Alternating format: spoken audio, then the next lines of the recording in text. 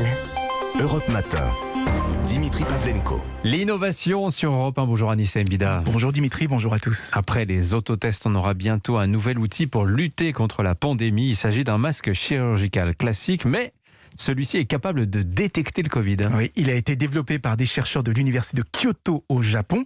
Et en fait, tout se passe dans le filtre. Et ils l'ont imprégné avec une substance qui est capable de réagir dès qu'elle était en contact avec le Covid.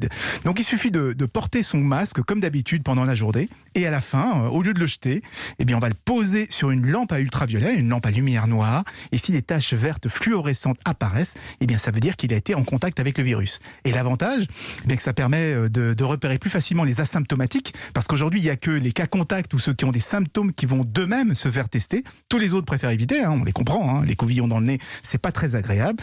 Et bien avec ce système, il suffira d'analyser son masque pour savoir si on a attrapé le Covid. Alors est-ce que ce masque pourrait à lui seul remplacer les tests? On n'aurait qu'à tousser dans le masque en fait pour savoir si on est positif. En principe oui, mais comme pour les autotests, la fiabilité dépend avant tout de la qualité du prélèvement.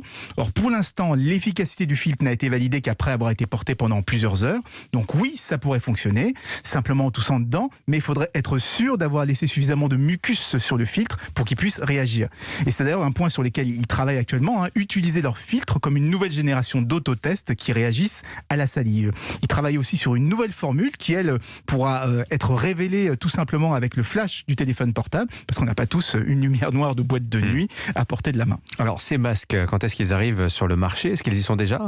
Oui, ils arrivent en mois de juillet normalement, l'industrialisation est en cours, et l'avantage, que ce sera une substance, la fameuse substance qui réagit au Covid, elle est très peu chère à fabriquer, donc même pour la petite histoire, c'est un anticorps d'autruche qui a été utilisé, donc ils le fabriquent évidemment dans un œuf d'autruche, et comme ils sont 20 fois plus gros que les œufs de poule, eh bien ça veut dire que les anticorps reviennent 20 fois moins chers. CQFD, merci beaucoup Anissa Mbida. Europe Matin.